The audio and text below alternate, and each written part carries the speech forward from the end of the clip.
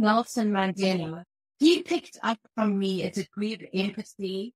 We knew that something magical had happened. It was just like an unsaid wow. Are you ready? Are you sitting down? We're going to pull back the curtain on the divorce process, the mistakes and the missteps. How can couples navigate the divorce process? Can you still divorce in a healthy way? The conversation is as good as it gets. It's fun, insightful. It will change the way you think about your life and how to tackle life's challenges. The Schein On Podcast, Season 3.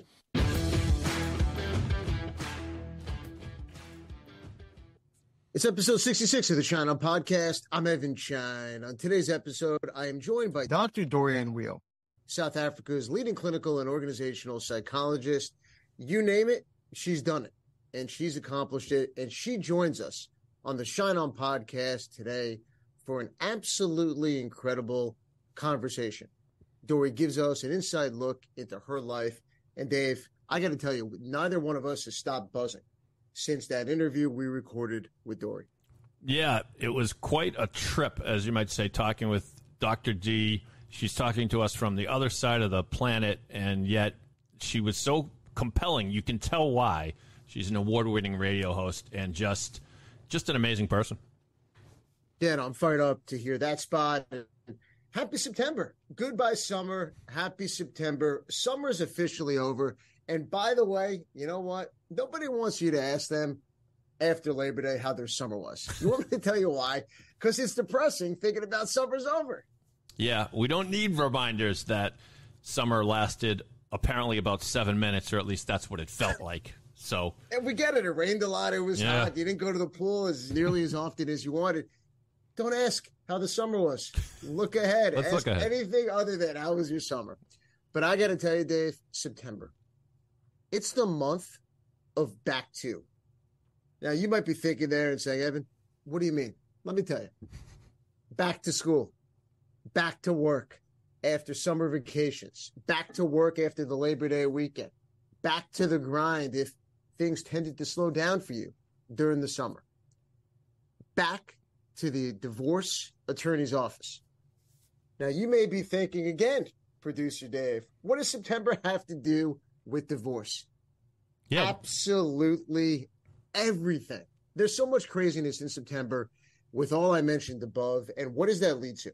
Stress, high tension, emotions, people running their kids around, coordinating schedules, all those things. And you have those cracks in the relationships or marriages, and they get bigger in the month of September. Look, during the summer, many people work on their marriages. Kids are in camp, day camp, sleepaway camp. The weather's nice, no school, work's a bit calmer. And if you can't make your marriage work over a cocktail in the backyard when the weather's nice until 8:30, look, it's not going to work. And September, you're back to the divorce attorney's office. What are your thoughts, Dave?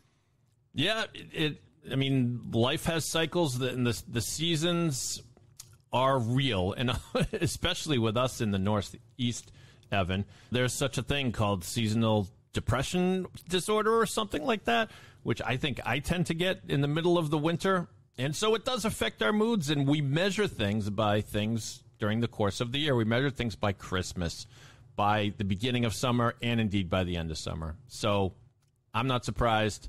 I'm slightly depressed, but we're here on the Schein On Podcast to pick people's spirits up, of course. That's right. You know what we have that's going to absolutely do that? What's that? The docket. So fire it up. And now, let's see what's on the docket.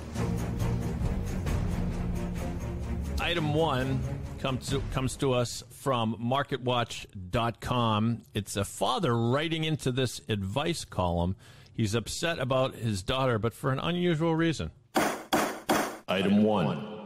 Headline reads, I gave my daughter $5,000 for her divorce, but she lashed out when I refused to give her more. When will enough be enough? That's what this writer writes into this advice columnist named Quentin Fottrell. Now, of course, Evan, I'm dying to hear what you have to say because you gave her $5,000 for her divorce. What was that, for just parking at the lawyer's office? Because I think he's got to dig a little deeper, but you tell me. I don't even know. It really depends on where your lawyer's office is located. But look, I think the article is actually signed Sad Dad. And so let me say this. Sad Dad, I get it. Divorce is expensive. Raising children is expensive. Paying for all sorts of things for your ex-wife and your children, it adds up. And it's all really, really expensive. You know what may be the most expensive of them all? Your daughter's divorce. Now, you mentioned in the article your own divorce, and you should know better than anyone how emotionally draining and financially expensive a divorce can be. I get it. You want to teach your kids lessons, money lessons, financial lessons, lessons that show them that you're not going to financially support them forever. You should talk to your kids and have the money and financial talk with them. You probably should have had it years ago, said Dad. Just don't have it now. Your daughter who's getting divorced needs you. She needs your support and for you to be there. And divorce is expensive. And yes, you may feel that you're right and that she should be standing on her own 2 feet financially and pay for her own divorce. But saying no to her now, picking this as the moment, picking this as the point when she's going through a divorce and a tough time, it's not the time, said Dad. Help her get through this time and then have the conversation that is probably long overdue. What are your thoughts? Oh, I couldn't agree more. It's just, yes, it's expensive, and yes, if the father is flat out, then what are you going to do? Maybe he's stretched thin, but if he isn't, you're right. If his daughter needs him ever, this is the point, and the time. This is not the time to say no. And look, he created the situation he now complains about. Absolutely right, and he talks about how much he spent on his daughter's education. Well, that's noble, of course, but this kind of is close to an emergency. There aren't too many life traumas bigger than, with the apologies to like true tragedies and things like that. But as far as the ups and downs of life, divorce is a low point. It is. Your daughter needs you, guy. All right, we now turn our attention to the celebrity world. Actress Halle Berry and her thoughts on her divorce is in the news. Item 2. From People.com comes to us this item. Halle Berry is relieved. Her divorce from Olivier Martinez is settled. She says she's ready to move on, and the actress agreed to pay her soon-to-be ex-husband $8,000 a month in child support. Well, Halle Berry is that accomplished, I suppose, and probably that wealthy. But your thoughts, Evan? Well, Dave, my first thought is talk about a headline that's going to shock no one. Of course, Halle Berry is relieved her divorce is settled. Right. The percentage of people who are relieved their case settles? 100% of the people. That's what every person I have ever met in my 15 years of practice says they're happy their case settled. No one is not happy their case settled. Come on, People magazine. You think you can put together a better headline than this? But look, I got to tell you, are we reading about another celebrity divorce every day, or does it feel like that? Well, we always hear about celebrity divorces simply because I'm guessing reporters have access to public documents, and the filing of a divorce is such a thing, with I guess certain exceptions, Evan. But yeah, just anecdotally, it does feel like there is more, and maybe it's just a matter of the society continues to march in this direction. Divorce, historically, in a generation before us, there was a little more stigma attached to it. Now there's less. I'm not sure why, but yeah. And I always find myself. Is it social media? I mean, is it the access to information and people publicizing their divorce and celebrities? I mean, does that play a role? Well, I think you're probably right. I think you're probably onto something there. Celebrities are going to live their life out loud more than the rest of us, but all of us, celebrities included, things like an impending divorce can be amplified and maybe prompted to happen when maybe it wouldn't. More so in this era, with everybody living their life out loud on social media, everybody texting, posting a picture of the fettuccine Alfredo they just ate at dinner, and then by mistake there's someone sitting next to them, and the husband's like, who is that sitting next to you? And there's a lot of that. There's a lot of out there, and maybe that's part of it. Item 3, Evan, comes to us from Upworthy.com. Item 3. Headline reads, daughter pens a heartfelt letter honoring her mother's inspiring journey after divorce. You are a star, she writes. Kind of a nice story, I think. What did you think of it? Yeah, Dave, you're right. And what an absolutely fantastic way to wrap up the docket. Look, this is great. It's absolutely great. A mother who went through a divorce and life's ups and downs and more downs than ups, takes the tough times and turns her divorce into an opportunity for herself to look at the bright spots, to see the positive, pursue a dream, to become a screenwriter, move to LA, instead of being blocked by the obstacles that sometimes, look, divorce creates. She went right through them.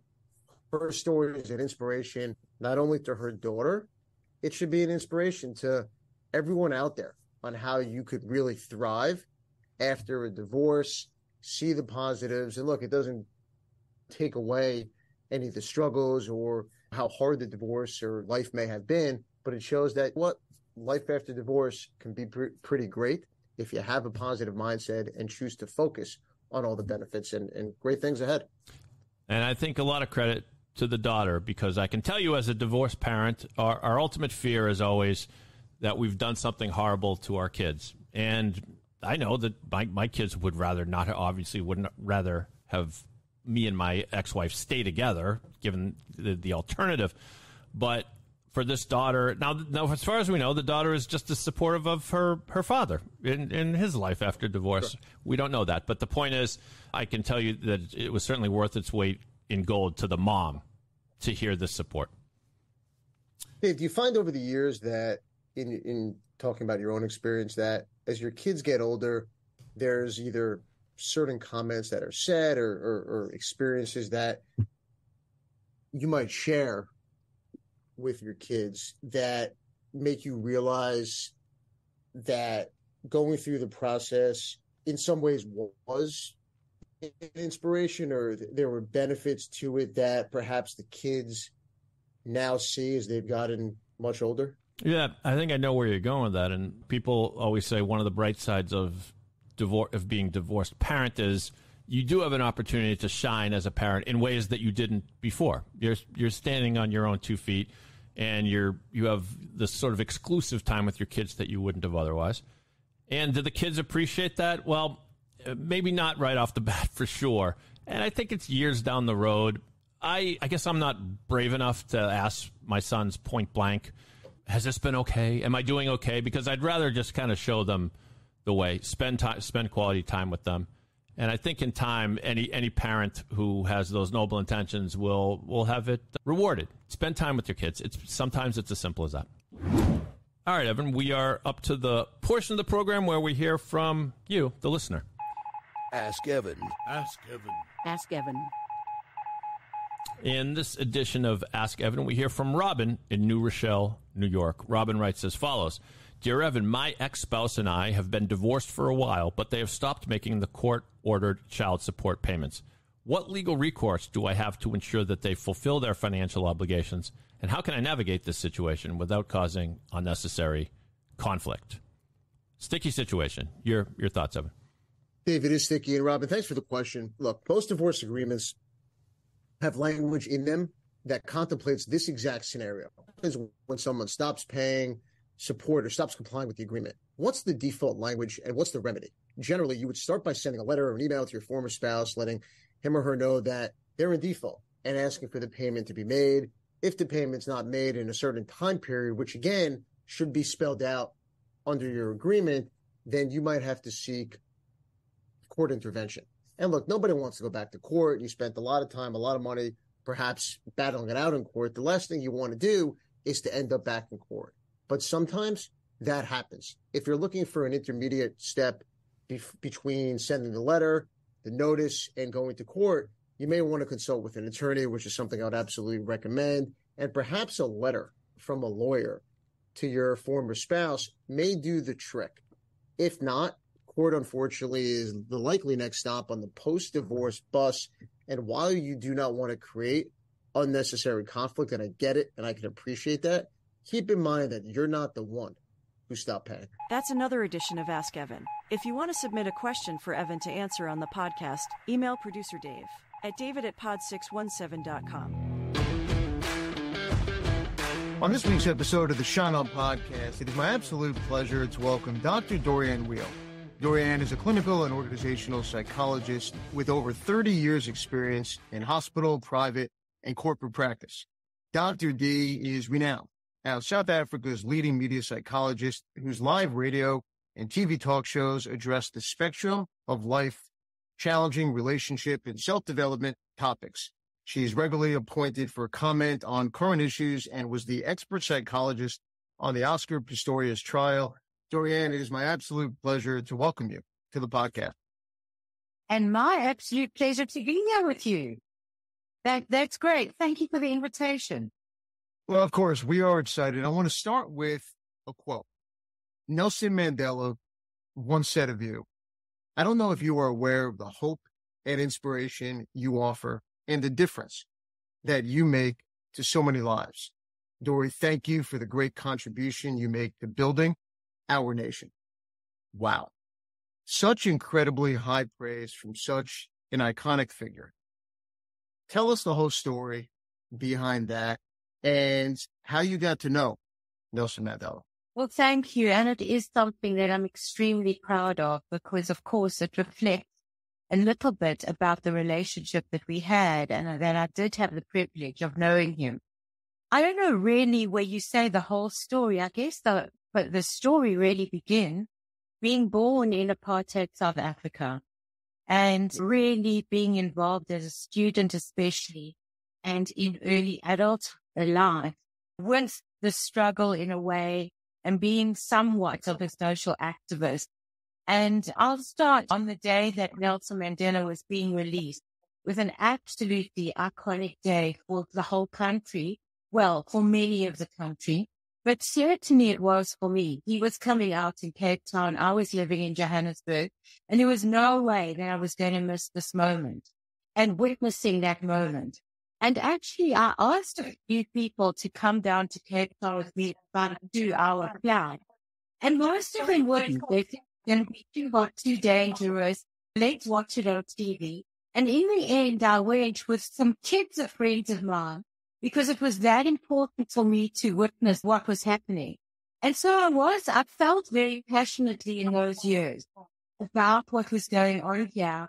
Got invited to any of the events, to the inauguration event, and witnessing that event, we're really witnessing this peaceful transition happening, and seeing Nelson Mandela taking the bow there with his warder, his prison warder next to him, was very moved and involved in it. And actually, the part of getting that quote, how did I form a relationship with him?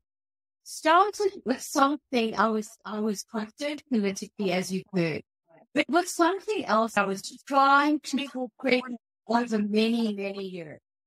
It was an emotional roller coaster with highs and lows, hope and disappointment, dreams and devastation. And I actually lost 7 pregnancies along the way. He was giving public talks, which I didn't really feel like attending in that very open kind of platform. And so we invited him to be on my radio talk show. And I met this man who had been on Larry King and on Oprah. So he spoke about fertility issues, the depth of understanding which was beyond genetic material and long medical work. He picked up from me a degree of empathy, which I know he found quite unusual because he didn't know that it was my story. He had no idea. We were just talking about the topic. And at the end of it, when we knew that something magical had happened, there was a kind of intangible connection in the way we were dealing with this emotionally, medically, holistically with the people who called. It was just like an unsaid wow in looking at him. And I said, Jeff. And he said, yes. I said, well, may I please tell you why you're really here? And then I told him my story over many years. Didn't interrupt, just listen listen to this one. But at the end, and I said to him, why on earth am I going to do that? He said, I would like to invite you and your husband to stay with me. Wow. And I said, I think you better check that out. What had happened is we became friends. I had several attempts, and my husband, who was in real estate, used to say that this is the most expensive real estate in the world because we were paying for embryo storage all the way across the world. And on one occasion, there was something else that was tried, and I got very sick again, very sick. And they just said to him, to Les, my husband, if you want your wife to die, let her do this one more time. And it was as dramatic as that. So at that stage, we sort of looked at each other. It was in going through it, aspects of relationship that we talk about. When one wants to give up and one is no, the other might prop them up a little bit in a supportive way. If communication is fairly good, any kind of huge stress is going to bring you closer together because it's you and me against the world, babe. If the communication is bad and we've had cracked already, any huge stress, that being one, might bear you apart.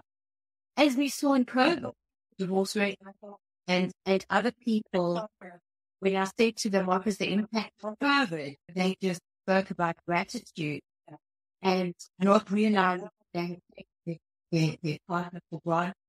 So we went through this, and the first time I met the woman who carried my twin was in the scanning room in San Francisco. She was 10 weeks pregnant.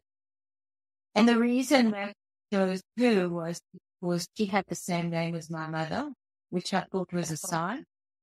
She was so intentional about her own for wanting to do this. She had 5 children of her own, and her work was the assistant to a headmaster in a school. So she couldn't imagine what it would be done to not have kids when you wanted them so bad. And over the period of time, it was quite a journey.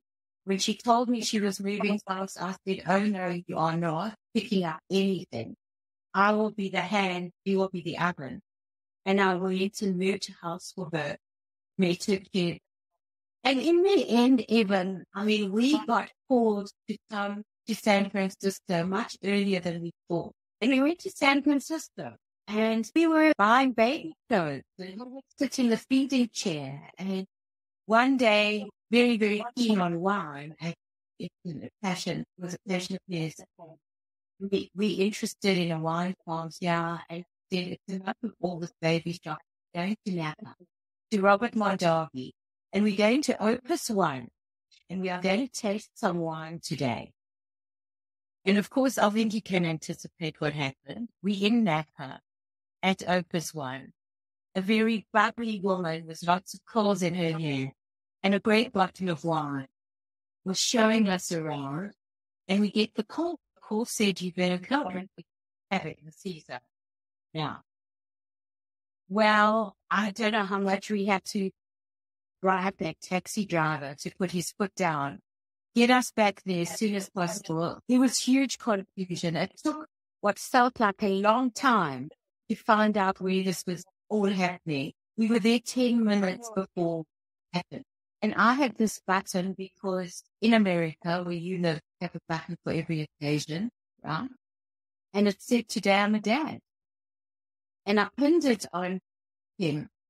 And he just cried and cried and cried. His cry was quite controlled usually, but it was all these years. And I still get emotional when I talk about it. He just said 2 things. He said, I never thought we. And I said, I always knew we would. And this day we have family.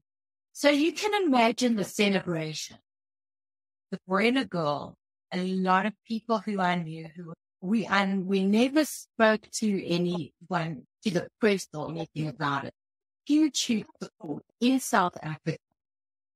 And so when we brought them back to South Africa, I had to think, I know you talk about divorce parties and marking occasions. Well, I didn't know what to do to mark this occasion. There was nothing that initially think of that would be befitting with the magnitude of what it was, what it meant to us and to a lot of people.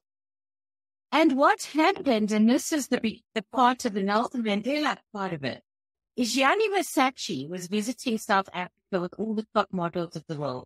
They were having a fashion show in Cape Town. A friend of mine who was very connected to the ANC, a PR person, we had the same surname, said, come on, let's just think out of the box. We're going to take people to either Johannesburg to Cape Town to attend this fashion show in celebration of the birth of the children and other things it arranged for the weekend. So it was quite a strange story. We went to the head of South African Airways. We put together a PR proposal for him where we would have the street children paint love slogans on one of their flights that would fly around the country in promotion of SAA, which had been having a bad time. And we got an appointment with him and he said, and what do? I said, well, it's not going to cost you anything. We just want the plane. So he said, what? I said, no, we would like to borrow the plane. Right. We want to take 177 out of Johannesburg to Cape Town. We'd like the pilots to wait for the weekend and then bring us all back again. Now, Evan, it sounds ridiculous, but we actually pulled this off. We had a hell of a party on a line from in Cape Town with a wonderful big band. We all went to this fashion show. The models were on the tarmac. It was fantastic. And we said, no gifts. We want donations for the Nelson Mandela Children's Fund. That was the beginning of it. So anyone who wanted to acknowledge it, we managed to get quite a nice donation out of it and gave it to the Nelson Mandela Children's Fund in recognition of this miracle that had happened with our kids. We had a wonderful time. A few days after we got back, a little while after we got back, came home. Babysitter that we had, those days we did phone. So she says, Nelson Mandela phone. And I said, I expressed some concern as to what she might have been smoking. And I said, how did you know it was him? So she said, because he said so. Now, on the radio station that I was at, there was an amazing host who could talk exactly like him. And I thought it was a prank. It was Jeremy Mansfield, and it was a whole prank. So we went to bed, and the next morning, phone rang. I pick up the phone, he says, Mrs. Weil. I said, yes. He says, this is Nelson Mandela. And I said, yeah, Jerry. Right. I said, good morning, Mr. President. So he said, I'd like to invite you and your husband to come to my house for dinner. And even if you would imagine the date that he says, I'm thoroughly unable. I mean, when I think of it, and he said, well, then will you come for breakfast? And I said, it would be an honor. Wow. All the time, I was thinking that it was very thankful for this. What else could it have been? He was appreciating the donation for their birth. We went there. He opened the door. It was only him. There was no one else. And it turned out to be wanting some assistance with the development of schools and hospitals in the area that he lived in. It was nothing about it. Nothing. Here's the company that we were associated with. In some ways wasn't the league of many of the others he was talking about, but what did say that ecosystem was to do. So we flew with him on his plane to view the area with two other people who were with us. And we got talking and listening. And he was anything that people say about being so attentive and making you feel that really you were the only person and asking any question. And just, he really did have that kind of quality, very much. And so we spoke a lot on the way there, on the way back, and we kept up a relationship. And then unbelievable, he told me that he was starting to listen to some of the shows on the radio. And that's how I got that quote, after that. And when he was ill, and for years after, I went to visit him twice at home when he was ill. And I would say that it's probably the most valued acknowledgement and valued gift I've ever received from anyone. So that's the story of the quote. Dori, that is absolutely incredible. Your journey, your story, the relationship with Nelson Mandela, and really everything behind that, and really his words to you, and that relationship, how it started, backstory, how it continued, just absolutely. I mean, it leaves me speechless, which anyone who's listening knows that that's a hard thing to do because it's such an incredibly powerful moment and relationship that you had. Dori, you've been named one of South Africa's most influential women. What influences specifically would you like to be known for? Look, it seems like a cliche, but I think cliches are cliches for a reason, because there is meaning behind them. So I feel almost like saying, because I want to make a difference. Everyone says because they want to make a difference. But I think that it is for making some sort of difference. I think if I look at the range, Evan, and I know you're interested, and thank you, in the range of work that I do, in all parts of it, it is really about people who I become in touch with, and who hopefully are touched in some way, leaving differently from the encounter, leaving differently from how they stepped in. I'm not saying that that's so intentional with every friend that I have and with all the people that I think of being in the field that I'm in all the time. But I mean, really, you want to go away having had a good time, or having had fun, or having had a connecting conversation, or feeling comforted. That's just in life. And I think it's an intention that everyone might have. But in the work, I do a lot of work with the Young Presidents Organization all over the world, and I have worked with them and in their forum groups, which is a particular construct that they have of groups of people who meet regularly once a month, with the idea of creating an atmosphere of safety and confidentiality so that they can talk about any business or personal issue in confidence, and so that they can get a slice of each other.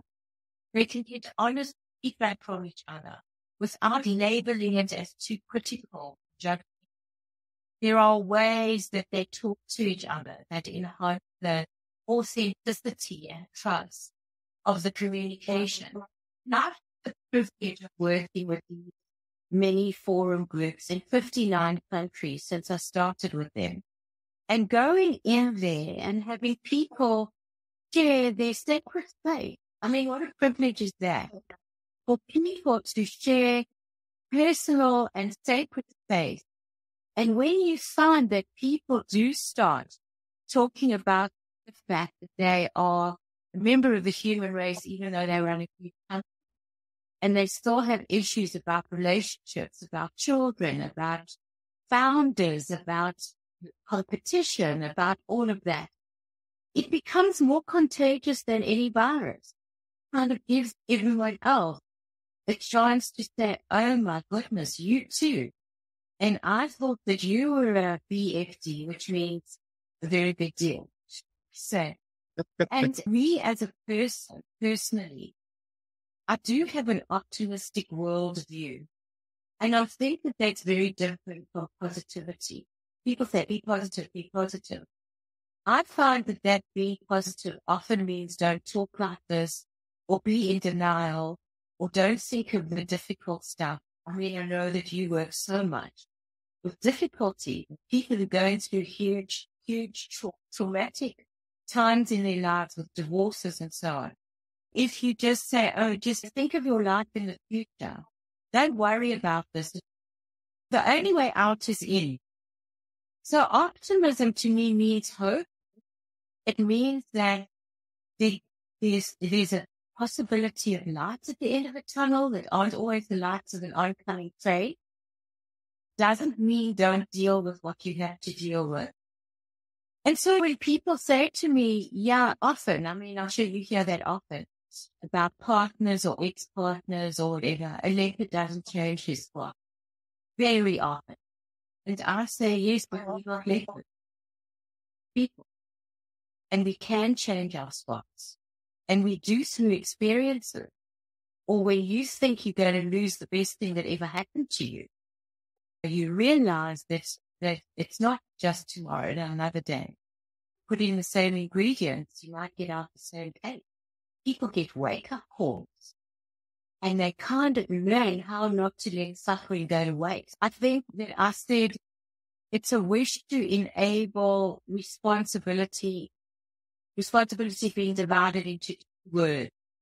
The ability to respond, our feeling helplessness, and finding better ways of dealing with. That's incredible. When you talk about optimism in the work that I do and helping people think about the future, how hard is it to get people and to help people to see that, to believe it, to think about their future when they're going through an incredibly hard time, whether it's a divorce, loss of a loved one, they're in the middle of a transition. How challenging is it for you in those moments in your practice? And what advice would you give to someone, whether it's a divorce attorney or someone else, to help people see what's ahead for their clients? Evan, I think that by the fact that you're asking the question in the way that you are, I think you're already telling me that you know that it's not so easy in the work that you do. And I would absolutely agree with you. And I think that the wish that people have to take the pain away, whether it's a professional person sometime or we don't like feeling helpless in front of someone, especially people who we care about, and even clients, of course, who we care about, but certainly family members or whatever, who are in pain. And so the default mode is to kind of, where's my magic wand? And what can I do to reassure this person? And please let me take the pain away. And of course, that may be down the line. But I think that the mistake that we sometimes as professionals make, and other people in the orbit of the person who's having a problem, is that we try and do that too soon, and it sounds placatory. And all the person is left with is that this person doesn't get me at all. If you just say to them, look, it's tough, but really kind of count your blessing. Look at your children. At least you're not this. Every cloud has a silver lining, or it wasn't meant to be anyway. Or, it had to happen, so let's get it over with. All those sorts of things that are well intended are statements that are not connecting with the person initially. And if you want to be helpful to the person, the first thing is to get them. And get them means, can you listen actively? Listen between the lines, not just the word. Can you hear the emotion that the person is trying? Can you even make an assumption based on what you're experiencing in the moment, with all your senses fully receptive to this person, what this person may be going through? And if you can you say it to them so that they know that this person gets me? So you would say, this is one of the hardest journeys you have ever been through in your life. Or you didn't imagine it would be as difficult as this. Or it sounds like one part of you wants to do it this way, and you're so angry and you're so frustrated and you want that revenge. On the other hand, you don't want to bring down your children's father, and that's tough. So anything that you can say to check out, because you don't know, this is all just really trying to see whether your impression as the receiver is the same as the person's expression as the sender. Does it match? Have you got it? Can you get it? Now, it's not all that you do, but it's the beginning of what you do. You might be able to have skills and strategies and hardcore advice like you have to give from a legal point of view and from a financial point of view. But there's always the emotional point of view too, which is less obvious. There's the legal divorce, the economic divorce, and the emotional divorce. And sometimes they don't all match at exactly the same time. So I think to the extent that you can show understanding, and in showing that understanding, especially of what the person's journey looks like emotionally, you will connect with them.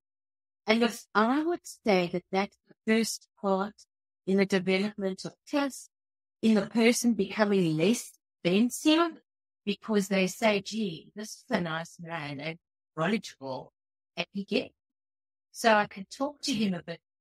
And then there's time for all the other essential stuff that has to come into the conversation. I think that's absolutely brilliant. And one of the reasons I love doing the podcast is I get to speak to wonderful people, intelligent people, people who go through experiences, and I learn.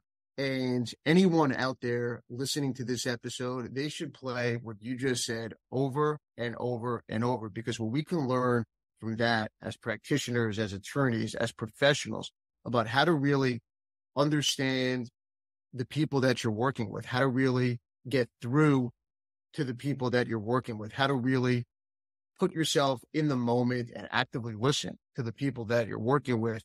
It's a challenge, and I think your advice is terrific. It's brilliant. It's spot on.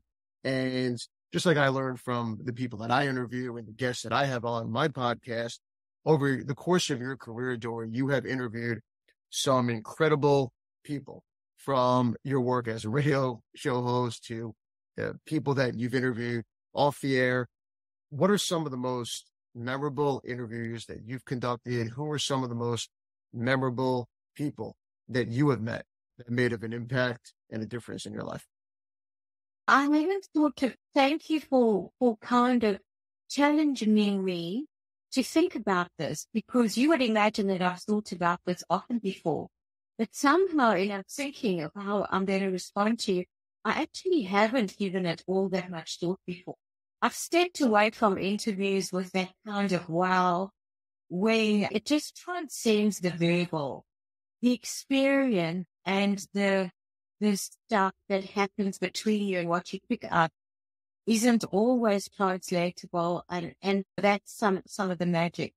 But as you said it now, maybe because I was talking a bit about South Africa's history and the struggle, I remember an interview that I once did that certainly has stuck with me. And we had a 3-hour show at night. It was from, I think, about 9 to 12. And we had 3 guests. And the topic was all about forgiveness. And each of these guests were to talk from their perspective. And they were very carefully chosen to illustrate the concept of forgiveness. And since then, I have done shows called From Forgiveness to Freedom, A Worthy Journey. Because if you carry that grudge and that bitterness with you, you might as well dig 2 graves. It's not only against the person, it's for yourself, that you can find it in you and go through the process. And there is a process. It's a verb. It's doing it. Sorry is like a verb. It's not just something. I'm sorry and it's over. But the interview that I'm thinking of, and they were all incredible that night. The one was the ex-minister of police in the old regime, who was the only minister who went to the Truth and Reconciliation Commission. Now, there was no forcing to go to that commission. But what was obvious was that he, Adrian Stock, his name was not sleeping well at night. He hadn't been able to come to terms with some of what he felt he was tasked to do. And so he spoke about that, and he went to the Truth and Reconciliation Commission voluntarily when most of the other people didn't do it. And the interview that really, the other one was actually fascinating as well. It was F.W. de Klerk, who was then, before Mandela came in, He was the president of the country at the time.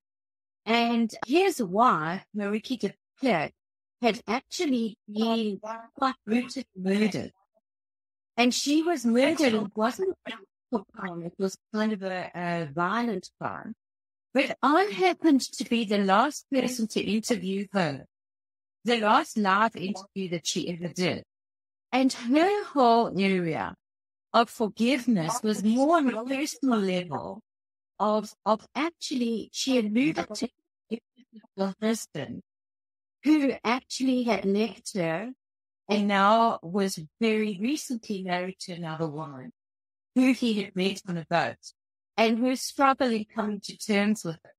Sticking with him through thick and thin, she sort of held the space of the old philosophy, wasn't really able to move with him in his growth and development, and the resentment that she had felt and how she got over that. And she spoke about it a lot to do with faith. Her religious faith, what played a very, very important part. But after that interview, 6 weeks after that, when she was murdered, I got a call from FW, who I had met but not kept very personally, in saying, please would I come there to Cape Town to meet with them. And I realized it was him and his then wife because of that interview.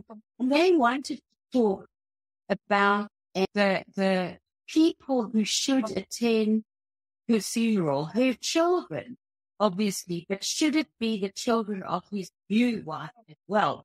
How would that go down? And of course, I think but I didn't have that answer.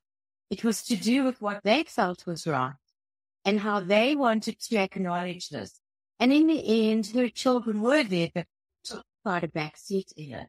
And I then developed a relationship with him and actually spoke at his 85th birthday, which was just before he died. But really, it was the third interview of that one.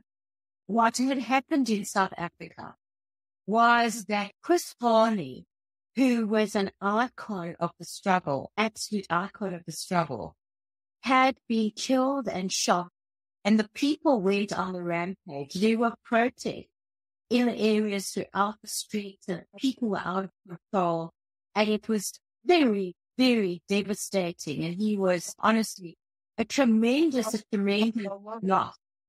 And in this whole protesting, what had happened is that a white young American field scholar got caught in all the crossfire.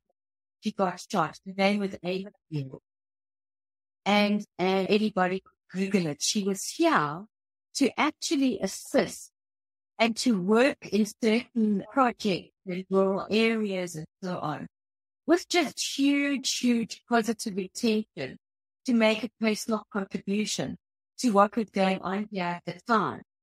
The interview that I did was with Amy Beale's parents. Big job. Peter and Big Mary, sorry, I might have heard their first name wrong. And what was absolutely amazing is you can imagine if I think you do have a daughter, Evan, I remember reading, but everyone who's listening who has children, how would you feel in the face of finding the perpetrators who shot and killed your daughter when she was there with such an absolutely beautiful, helpful agenda in mind? They had found the perpetrators, and in the interview, they told me that they grant these perpetrators and they do not want to press the charges. They had very, very difficult background themselves. They were victims of the system. She was in the wrong place at the wrong time. And in fact, what they did is they started a foundation, the Amy Beale Foundation, in cooperation with the perpetrators who shot her. Wow. Yeah, that was just, being in their presence and just thinking, is this real or rehearsed? They're saying these things. And it was very emotional. And it was And I'm not putting it forward as, look at this as an example of what anyone else should, must, have to, got a good, bad, right, wrong, shouldn't. I'm just telling it as a story of these people were American, founded in their heart to start a foundation of the in cooperation with the perpetrators of the people who killed their daughter. And that just came to me when you asked that question. Absolutely incredible story. Dori, you mentioned forgiveness and the work that I do, families with people who are separating, couples who are divorcing, where there's children involved. Divorces can go on for a year, 2 years, 3 years. It's an incredibly tough time emotionally, financially, transitionally for kids, for parents. And a lot of times there's anger. There's anger, there's hurt, there's grief. And many people hold on to that anger. And it becomes challenging to communicate. It becomes challenging to resolve conflict. For people going through a divorce where there is that anger and the ending of a relationship and marriage comes as a shock, whether it's because of infidelity or for some other reason, how do you suggest someone forgives or puts aside that emotion, that anger, to be able to co-parent, to be able to communicate, to be able to have conversations about conflict resolution for their kids, and to be able to move forward and co-parent in the way that they really need to do?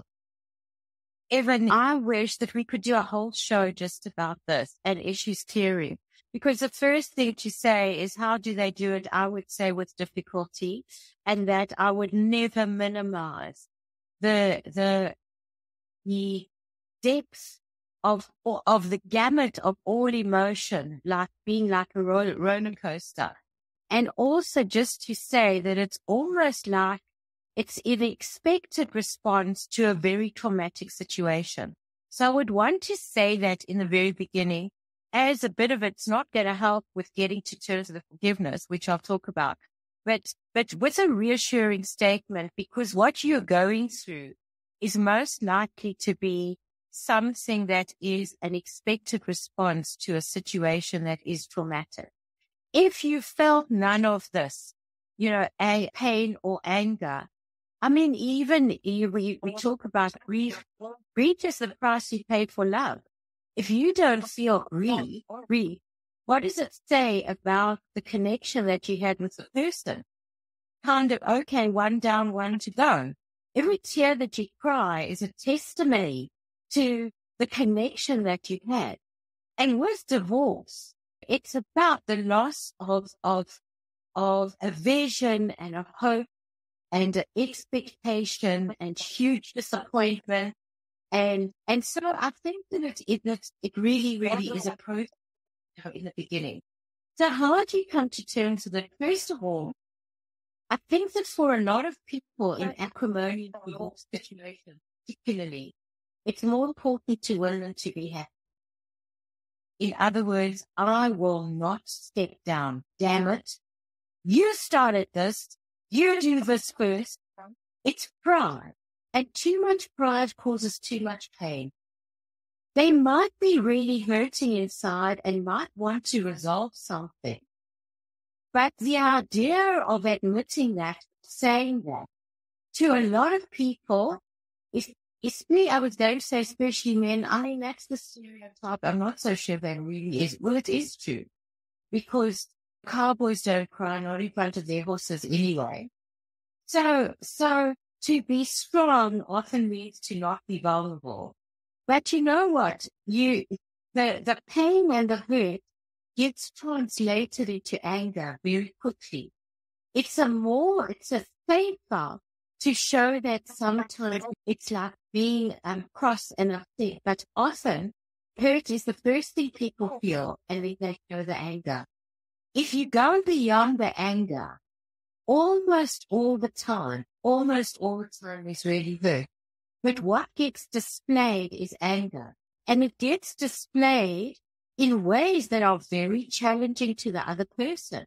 So instead of, with very difficult, let's say, be able to say, That was really, really hurtful. I know that you're upset, but honestly, if you try to kind of dig in and find my sore spot, you've done it. And that's very difficult, that kind of conversation. The response would usually be an angry one. What happens is that people have two ways of responding to that. They either defend or blame. I did this because you did it, but you did that because I did that. I drink because my wife married me, but I married him because he drinks. But if you didn't drink, I wouldn't have to marry you. Eventually, you have to say, okay, Mr. and Mrs. Alcoholic or whatever, maybe you don't do the drinking. What he does. You do that. So if we both want the situation to decelerate a little bit, can we talk about what the part is that you play in it? And the part is that what you play in it for the same desired outcome at the end. But they get spiraled up, and you probably see this every day.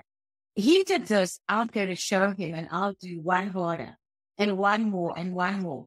And yet eventually, you can say, what are you getting out of it other than winning? Is it helping your needs to be met? Maybe stepping down, which of course, there is no answer. It's not no easy answer. It's very difficult.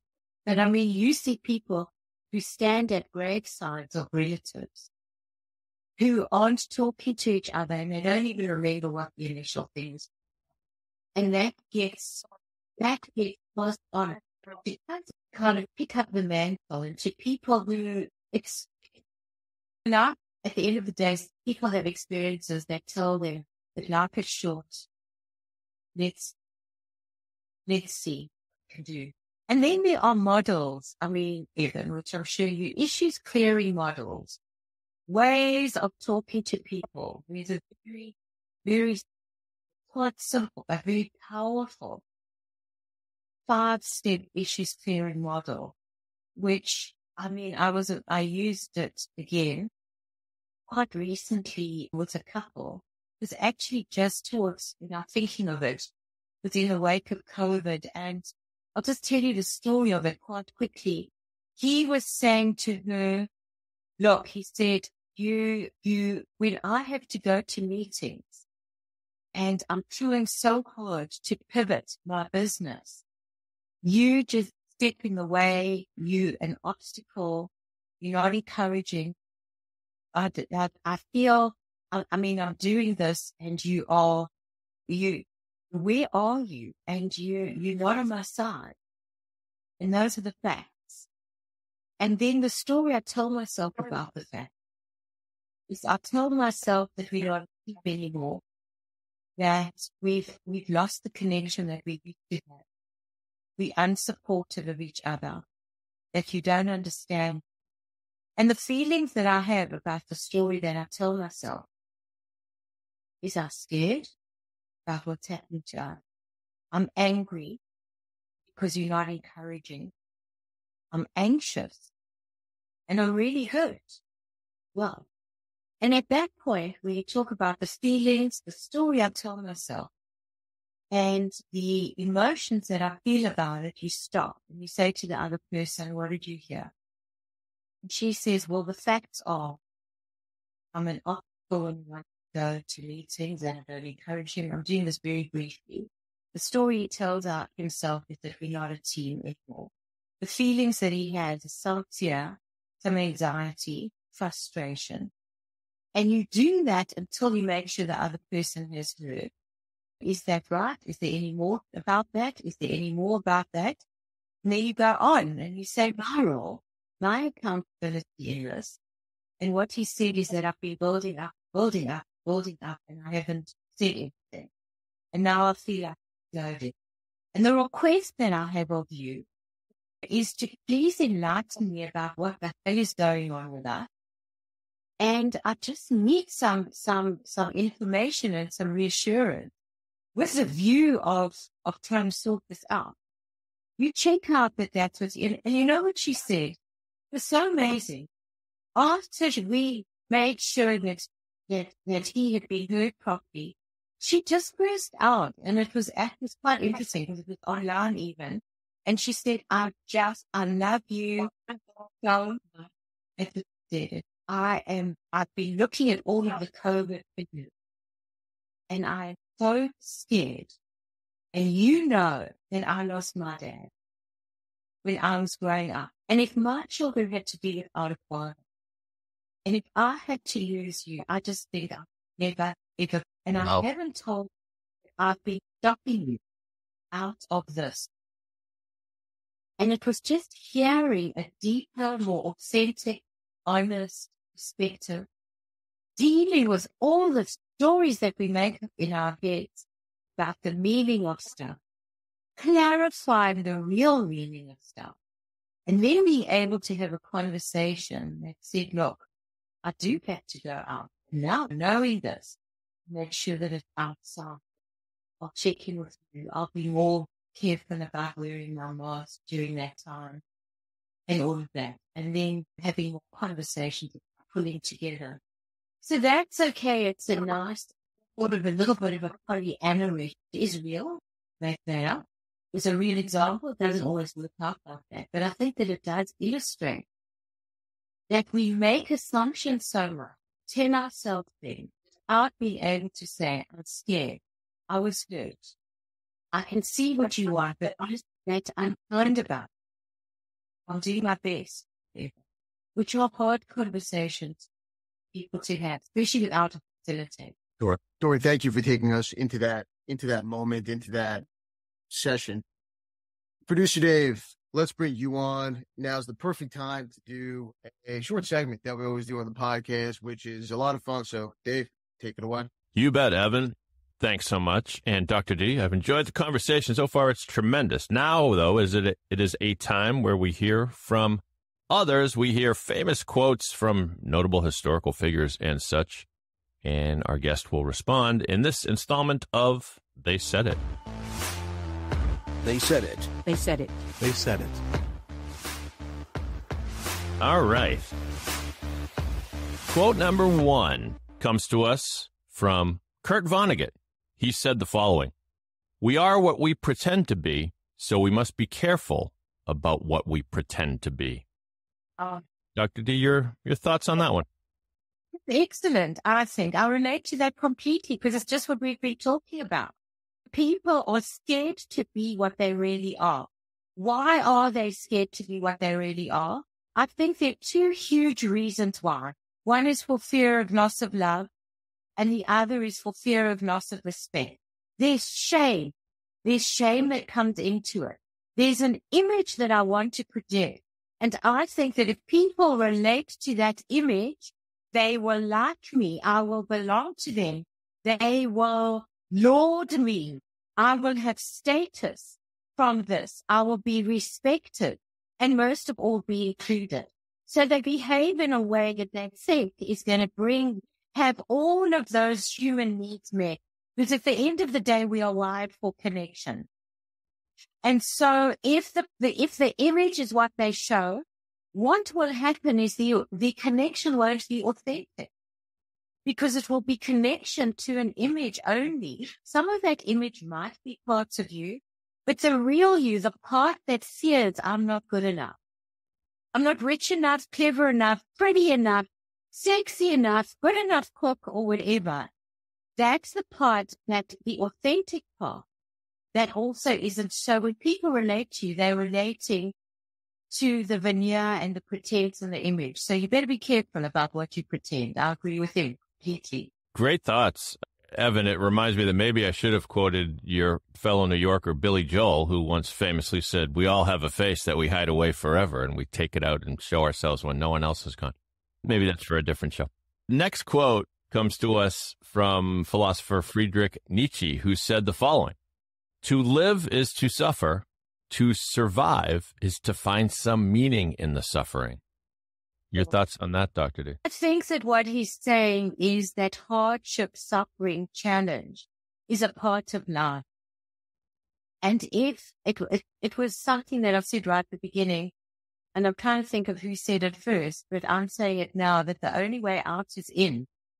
So that means that in relation to going through the predictable life stages and the unpredictable things that happen to us, life happens.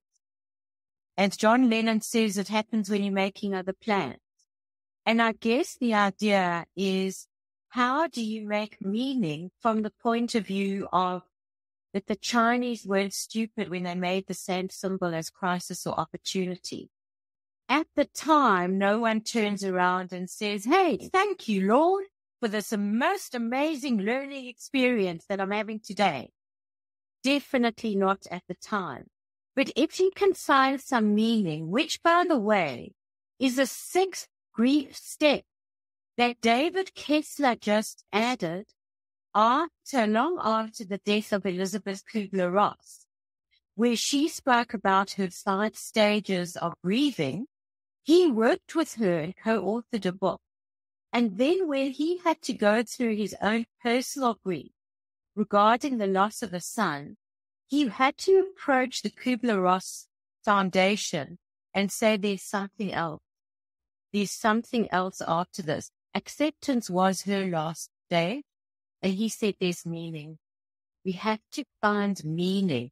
And he spoke about meaning of the life that he got to know and the legacy of his son.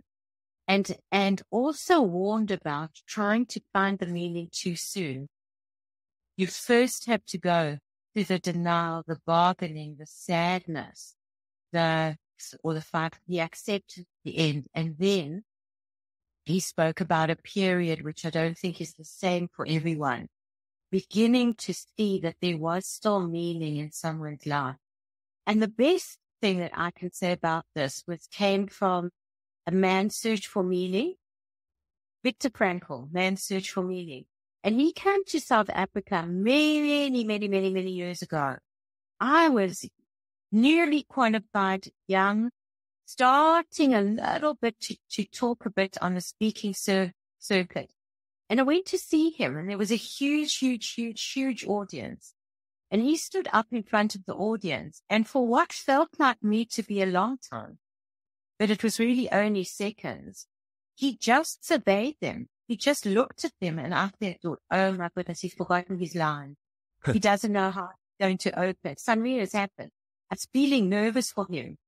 And then he started speaking, and he looked at that vast audience, and he said, the reason that I survived the concentration camps was you. I've never seen you before. I've certainly never met you before.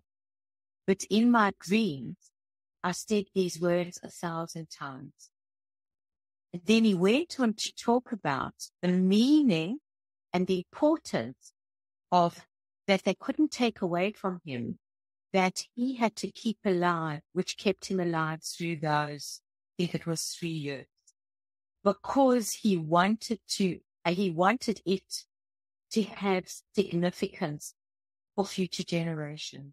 Wow. With apologies to all of our prior guests, Evan, I don't think we've ever delved this deep on a podcast before. I mean, we just covered Nietzsche, Viktor Frankl, and John Lennon in the same moment. So well done, Doctor. And we'll conclude with one further quote. The last one, it comes from Carl Jung, who said the following: the shoe that fits one person pinches another. There is no recipe for living that suits all cases. Your thoughts, Doc?